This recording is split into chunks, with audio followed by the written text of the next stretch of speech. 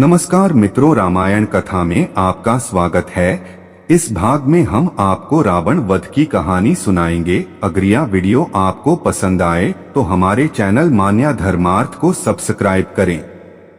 अपने पुत्र इंद्रजीत की मृत्यु के बाद रावण क्रोध से प्रतिशोध कहने लगा और वह अंतिम युद्ध के लिए रणभूमि में पहुंच गया। उसके बाणों से वानर सेना में चीख पुकार मच गई।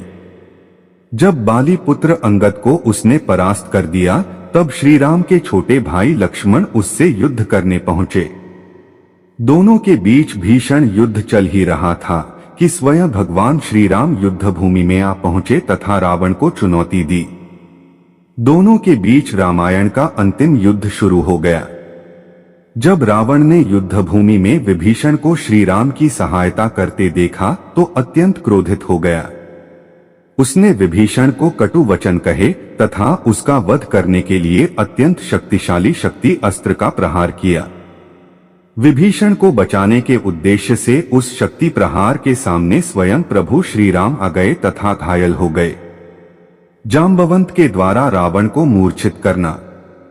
जब शक्ति के प्रहार से भगवान श्री राम अचेत हो गए, तब विभीषण, हनुमान व सुग्रीव रावण से युद्ध करने के लिए गए।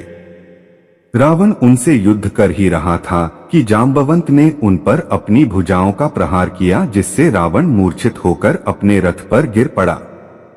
रावण को मूर्छित देखकर उसका सारथी रावण के प्राण बचाने के लिए उसे युद्ध भूमि से दूर ले गया।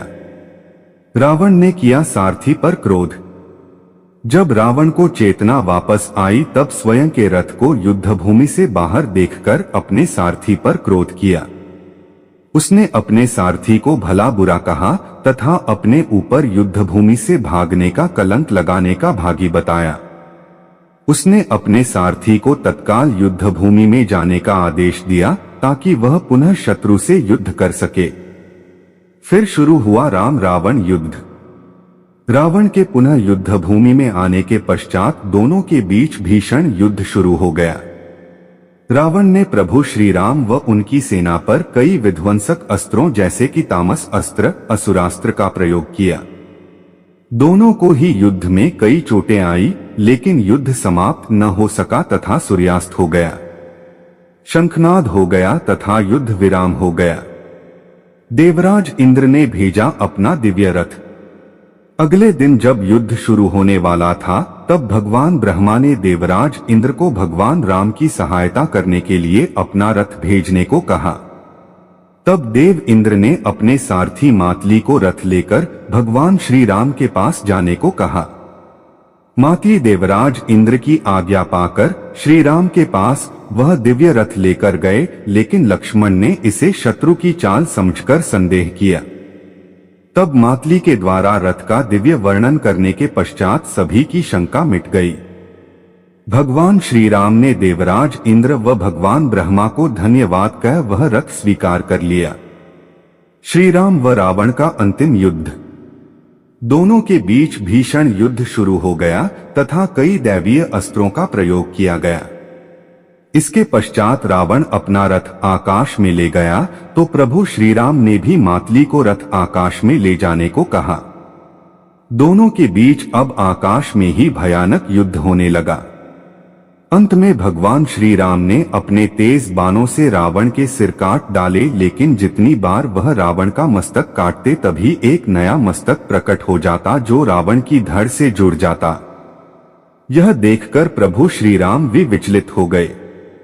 आकाश मार्ग में यह दृश्य देखकर स्वयं विभीषण आकाश मार्ग से श्री राम के रथ के पास गए तथा उन्हें रावण की मृत्यु का रहस्य बताया। उन्होंने श्री राम को बताया कि भगवान ब्रह्मा के वरदान से रावण की नाभि में अमृत का वास है।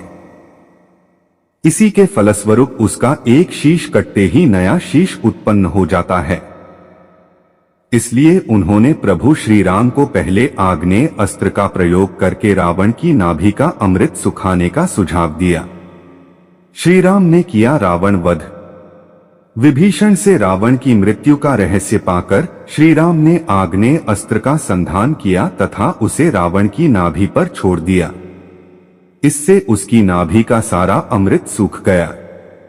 इसके पश्चात प्रभु श्री राम से सबसे विध्वंसक अस्त्र ब्रह्मास्त्र का संधान किया तथा उसे रावण पर छोड़ दिया। ब्रह्मास्त्र के प्रहार से रावण जोर जोर से जय श्री राम का चीत्कार करता हुआ भूमि पर रथ सहित गिर पड़ा।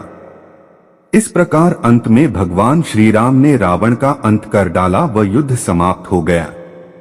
इसके पश्चात श्री राम ने लंका का नया राजा रावण के छोटे भाई विभीषण को घोषित किया व माता सीता को मुक्त करवाया।